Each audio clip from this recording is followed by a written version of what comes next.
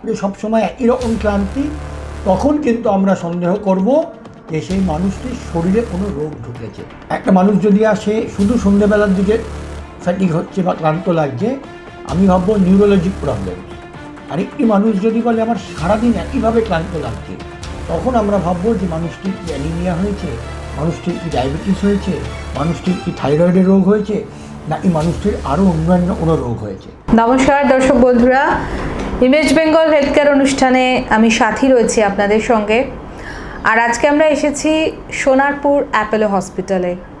7-8 ঘন্টা ঘুমানোর পরেও দেখা যায় যে ভীষণ ঘুম থেকে উঠে ক্লান্তি লাগছে, মাথা ভার, কোনো কাজে এনার্জি লাগে না এবং ভীষণ খিটখিটে মেজাজ।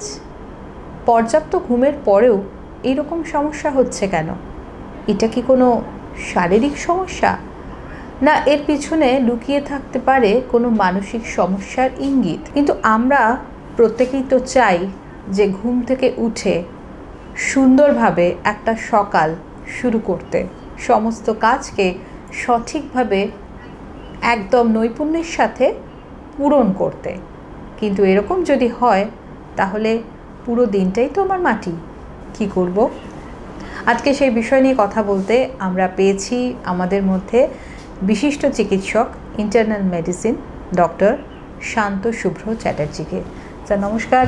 ইমেজ বেঙ্গল হেলথ কেয়ারে স্বাগত জানাচ্ছি। প্রথমেই স্যার, যেটা মূল প্রশ্ন, যে পর্যাপ্ত ঘুমের পরেও এই যে ক্লান্তি, এর কারণ কি? দেখুন, ক্লান্তি শব্দটাকে যদি আমি ব্যাখ্যা করি, আমরা বলি ফ্যাটিক। এখন মানুষ ক্লান্তি শব্দটাকে বিভিন্নভাবে ব্যাখ্যা করে। যেমন একজন মানুষ ঘুম থেকে উঠলো, সে হাঁটতে শুরু করলো, তার একটু শ্বাসকষ্ট হলো, সেটাকেও সে ক্লান্তি বলতে পারে। একজন মানুষ ঘুম থেকে উঠলো কিন্তু মনে হলো আমার পর্যাপ্ত ঘুম হয়নি, আর একটু শুয়ে নিলে ভালো, আমি কিছুতেই উঠে কোনো কাজ করতে পারছি না, মানুষ তাকেও ক্লান্তি বলে। আবার একজন মানুষ ঘুম থেকে উঠে সারাদিন একই রকমভাবে নিজেকে দুর্বল ফিল করলো, সেটাও ক্লান্তি বলে। তো আমাদের ডাক্তার হিসেবে যেটা দেখতে হয় সেটা হচ্ছে এই ক্লান্তিটা কী, যেটা আপনি বললেন যে সকালে ঘুম থেকে উঠে ক্লান্তি। তো স্বাভাবিকভাবে আমি যখন শুতে যাচ্ছি, আমি যদি পর্যাপ্ত ঘুমাই পরিমাণে, তাহলে আমার সকালে উঠে I should be full of energy, আমার ক্লান্তি লাগার কথাই নয়। সুতরাং আমার ঘুম ভালো হয়েছে কিন্তু আমার সকালে ঘুম থেকে উঠে ক্লান্তি লাগছে, এটাকে একেবারেই অবহেলা করা যাবে না। কারণ একটি পার্টিকুলার রোগে এই সিমটম হয়, যেটার নাম হচ্ছে অবস্ট্রাকটিভ স্লিপ অ্যাপনিয়া। নামটা খুব বড়, শুনলে একটু খটোমটো লাগবে, কিন্তু রোগটা খুব স্বাভাবিক। যারা একটু স্থূল মানুষ হন, বা যাদের ঘাড়ের লেন্থটা একটু ছোট, বা যাদের জিভটা একটু বড়, তারা যখন চিত হয়ে শোন, তখন তাদের জিভটা শ্বাসনালীর ফুটোটাকে ব্লক করে, যে কারণে প্রপার শ্বাস প্রশ্বাস হয় না এবং সেই মানুষটি নাক ডাকতে শুরু করে। এটাকে আমরা অবস্ট্রাকটিভ স্লিপ অ্যাপনিয়া বলি। এবং এটার কমনেস্ট যে ম্যানিফেস্টেশন সেটা হচ্ছে সকালে ঘুম থেকে উঠে আমার দুর্বল লাগবে, আমার ক্লান্তি লাগবে, আমার মাথায় ব্যথা হবে, এবং রাত্রিবেলা ঘুমের মধ্যে আমি নাক ডাকবো, এবং এরমও হতে পারে আমি মাঝরাতে ধরফর করে উঠে পড়ছি, কিন্তু আমার সেগুলো মনে নাও থাকতে পারে। আমার সঙ্গে যিনি থাকবেন তিনি বলবেন যে তুমি তো সারা রাত নাক ডেকেছো, তুমি তো মাঝরাতে ধরফর করে উঠে পড়ছো। সুতরাং এটাকে একেবারেই অবহেলা করা যাবে না। একেবারেই। স্যার, অবস্ট্রাকটিভ স্লিপ অ্যাপনিয়া ছাড়া আর কোন কোন শারীরিক বা মানসিক সমস্যায় এই ধরনের ক্লান্তি হতে পারে? খুবই গুরুত্বপূর্ণ প্রশ্ন। ক্লান্তি আমি আপনাকে বললাম, কোনো মানুষের যদি ক্লান্তি শুধু সকালবেলার দিকে হয়, ঘুম থেকে ওঠার পর, সেক্ষেত্রে আমরা অবস্ট্রাকটিভ স্লিপ অ্যাপনিয়া ভাবব। কিন্তু যদি কোনো মানুষের ক্লান্তি সারা দিন হয়, অর্থাৎ সকালে, দুপুরে, বিকেলে, রাত্রে সবসময় একই রকম ক্লান্তি, তখন কিন্তু আমরা সন্দেহ করব যে সেই মানুষটির শরীরে কোনো রোগ ঢুকেছে। সেটা অ্যানিমিয়া হতে পারে, সেটা ব্লাড সুগারের সমস্যা হতে পারে, সেটা থাইরয়েডের সমস্যা হতে পারে, বা সেটা আরও গুরুতর রোগ হতে পারে। সেক্ষেত্রে আপনাদের উচিত হবে একজন ডাক্তারবাবুর পরামর্শ নেওয়া, কারণ আপনাকে সেক্ষেত্রে দেখতে হবে আপনার ওজন কমেছে কি না, আপনার শরীরে রক্তাল্পতা হচ্ছে কি না, আপনার আরও আনুষঙ্গিক কোনো সিমটম হচ্ছে কি না। আর কিছু কিছু মানুষ বলবেন যে আমি সন্ধেবেলার দিকে গিয়ে ক্লান্ত হয়ে যাচ্ছি, সারাদিন ভালোই আছি, শুধু সন্ধেবেলার দিকে গিয়ে ক্লান্ত হচ্ছি, সারাদিন আমি ভালো আছি, এটা সাধারণত নিউরোলজিক্যাল প্রবলেমসে হয়, যেমন মায়াস্থেনিয়া। তো সেসব ক্ষেত্রেও কিন্তু আপনাকে ডাক্তারবাবুর পরামর্শ নিতে হবে। সুতরাং একদিকে স্লিপ অ্যাপনিয়া, একদিকে মায়াস্থেনিয়া, আর যদি সারাদিন ধরে হয় তাহলে অ্যানিমিয়া বা সিস্টেমিক ডিজিজ। আমি যদি এক কথায় বা একবার এটাকে সামারাইজ করি, যদি কোনো ব্যক্তি আসেন যে আমার সকালে ঘুম থেকে উঠলে ক্লান্ত লাগছে, আমরা সন্দেহ করব স্লিপ অ্যাপনিয়া অথবা ঘুমের অভাব। একটা মানুষ যদি আসে শুধু সন্ধ্যেবেলার দিকে ফ্যাটিক হচ্ছে বা ক্লান্ত লাগছে, আমি ভাববো নিউরোলজিক প্রবলেমস। আরেকটি মানুষ যদি বলে আমার সারাদিন একইভাবে ক্লান্ত লাগছে, তখন আমরা ভাববো যে মানুষটির কি অ্যানিমিয়া হয়েছে, মানুষটির কি ডায়াবেটিস হয়েছে, মানুষটির কি থাইরয়েডের রোগ হয়েছে, না এই মানুষটির আরও অন্যান্য কোনো রোগ হয়েছে। সাধারণত আমরা এইভাবে একটা রোগকে আনার্থ করার চেষ্টা করি। একেবারেই। স্যার, আর শারীরিক সমস্যার কথা আমরা আপনার কাছে শুনলাম, কোনো ধরনের মানসিক সমস্যা থেকে এই ধরনের ক্লান্তি আসতে পারে কি? অবশ্যই, মানসিক সমস্যা থেকে যে কোনো রোগ হতে পারে, যে কোনো সিমটম হতে পারে। মানসিক সমস্যা বলতে এক হচ্ছে ডিপ্রেশন, অর্থাৎ আমার কিছুই ভালো লাগছে না, সেসব ক্ষেত্রে আমার সবসময় মনে হবে আমি সারাদিনই দুর্বল। কিন্তু মনে রাখবেন, এই ডিপ্রেশন বা অ্যাংজাইটি এগুলো আমরা তখনই এই শব্দগুলো ব্যবহার করব যখন আমার শারীরিক রোগ সব রুল আউট হবে। আমরা ডাক্তার হিসেবে একটি মানুষ আমার কাছে যদি ক্লান্তি নিয়ে আসে, আমি সমস্ত রোগ রুল আউট না করে শুধুমাত্র ডিপ্রেশন শব্দটি বলবো না। তার কারণ ডিপ্রেশন হলে আমি যদি তাকে দুদিন পরেও রোগটা ধরি, তার বিরাট কোনো ক্ষতি হবে না। কিন্তু তার যদি শরীরে কোনো খারাপ রোগ হয়েছে, কিন্তু আমি ক্লান্তিটাকেই ডিপ্রেশনের কারণ বলেই ভেবে নিই, তাহলে কিন্তু অনেক গুরুত্বপূর্ণ রোগ মিস হতে পারে। সুতরাং depression is a very common cause for fatigue, অথবা ক্লান্তির খুব কমন কজ, কিন্তু সমস্ত শারীরিক রোগ রুল আউট করার পরে। একদম। স্যার, আমরা একটু স্লিপ কোয়ালিটি বা ঘুমের মান নিয়ে আপনার কাছে জানবো, যে আমি সারা রাত ঘুমোবার পর আমার ঘুমটা যে খুব ভালো হয়েছে অথবা আমার ঘুমটা খারাপ হয়েছে, এটা কোন কোন লক্ষণে বুঝবো?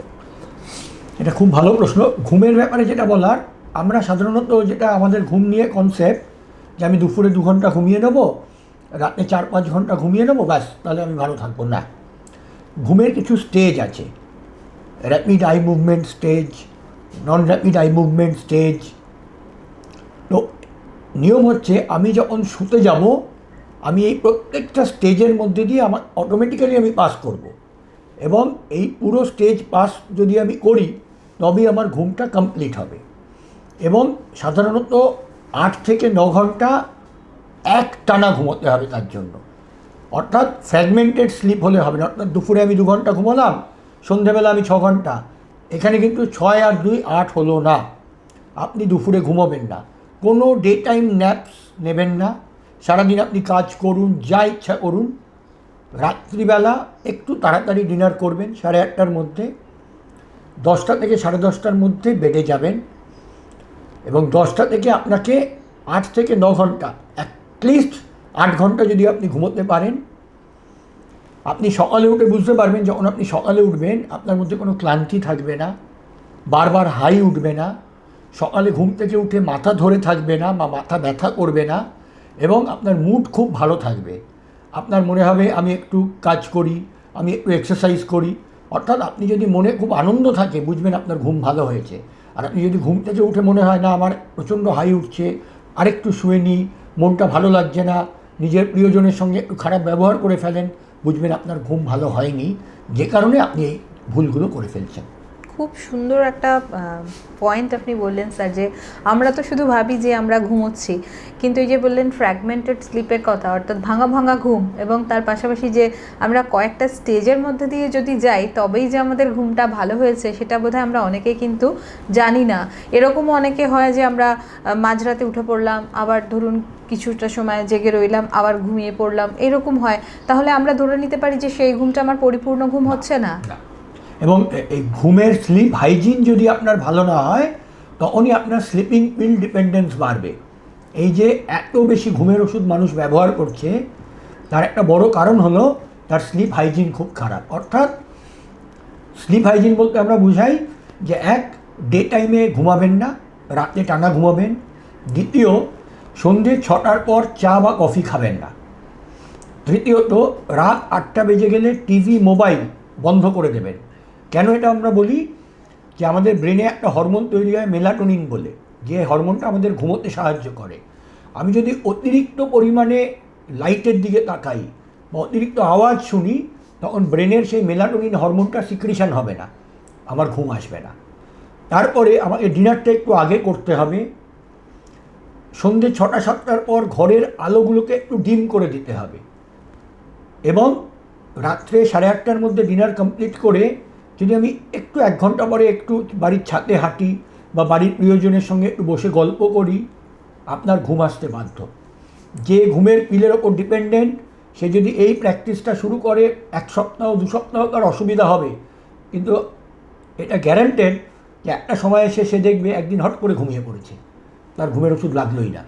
সুতরাং দুপুরবেলা ঘুমাবেন না, 6টার পরে চা কফি খাবেন না, 8টার পরে টিভি মোবাইল বন্ধ রাখবেন, লাইট ফেড করে রাখবেন বা ডিম করে রাখবেন, 8:30টার মধ্যে ডিনার করবেন এবং প্রিয়জনের সঙ্গে গল্প করুন, একে অপরের সঙ্গে কথা বলুন। টিভি মোবাইলের মধ্যে মজে যাবেন না, ব্রেনের মেলাটোনিন তৈরি হবে না, আপনার ঘুম আসবে না।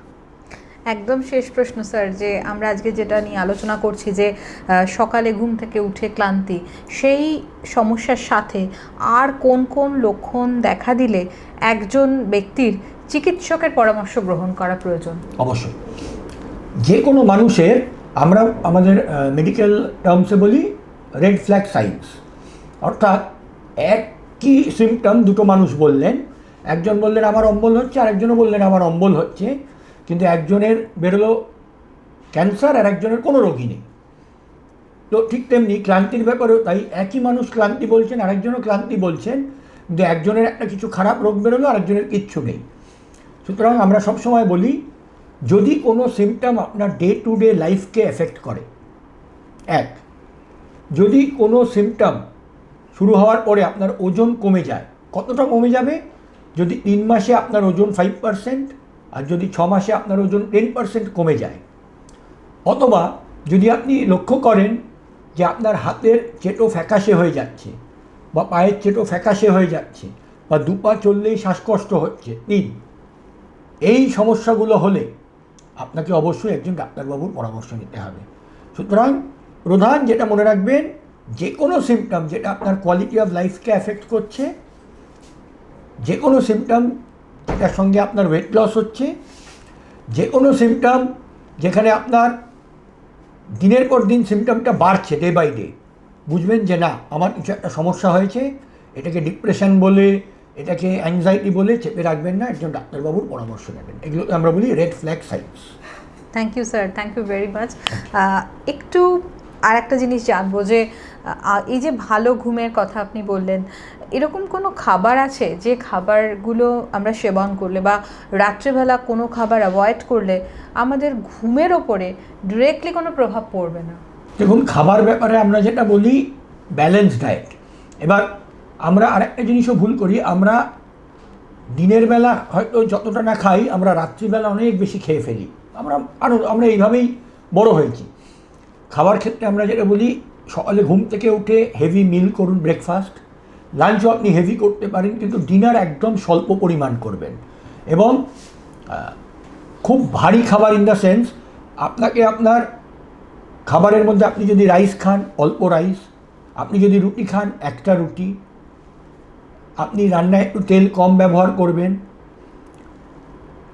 খুব ভালো হয় ভেজিটেবল প্রোটিন খেলে, বেঙ্গল গ্রাম, ব্ল্যাক গ্রাম, অর্থাৎ চানা ছোলা যেগুলোকে বলি আমরা, হালকা তেলে ফিশ বা চিকেন রান্না করে খেলেন।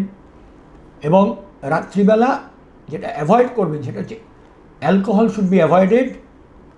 এবং অ্যালকোহল যদি আপনি অতিরিক্ত সেবন করেন রাত্রিবেলা, তাহলে কিন্তু আস্তে আস্তে আপনার অ্যালকোহল ডিপেন্ডেন্স আসবে এবং এতে আপনার কিন্তু ঘুমের একটা সমস্যা তৈরি হবে। সুতরাং খাওয়ার ব্যাপারে আমরা বলবো যে নর্মালি আমরা যেরকম খাই আপনি সেরকমই খাবেন, পরিমাণটা কম খান, তাড়াতাড়ি খান, এবং খাওয়ার পর 1-1.5 ঘন্টা আপনি সঙ্গে সঙ্গে শুতে যাবেন না, কিছুক্ষণ বাদে শুতে যাবেন, কোনো স্পেসিফিক এরম নিয়ম নেই যে আমি এটা খেলে আমার ঘুম ভালো হবে। নর্মাল ব্যালেন্স ডায়েট যেটা আমরা সকলে খাই, বাড়ির তৈরি খাবার, সেটা খান, তাহলেই হবে। Thank you sir. তো দর্শক বন্ধুরা, আমরা আজকে একটা জিনিস বুঝতে পারছি যে ঘুম থেকে উঠে এই যে ক্লান্তি লাগা, এটাকে কখনোই আমাদের হালকাভাবে নেওয়া উচিত নয়। তার পাশাপাশি জীবনযাত্রায় সামান্য পরিবর্তন করলে আমরা কিন্তু একটা খুব সুন্দর একটা এনার্জেটিক দিন পেতে পারি। অবশ্য যে রেড ফ্ল্যাগ সিমটমসগুলোর কথা ডাক্তারবাবু বললেন, সেগুলো কিন্তু আমাদের মাথায় রাখতে হবে। তো সব মিলিয়ে যদি আপনার বা আপনার পরিবারের বা আপনার পরিজনের কারোর এইরকম সমস্যা হয়ে থাকে, তাহলে অবশ্যই আপনি নিজে ভিডিওটি দেখুন এবং এই ভিডিওটি অবশ্যই তার সঙ্গে শেয়ার করুন। ইমেজ বেঙ্গল হেলথ কেয়ার আপনারা লাইক করবেন, শেয়ার করবেন এবং সাবস্ক্রাইব করবেন। অবশ্যই সকলে সুস্থ থাকবেন। কমেন্ট বক্সে জানাবেন যে আপনার এই অনুষ্ঠান কেমন লাগছে। ধন্যবাদ।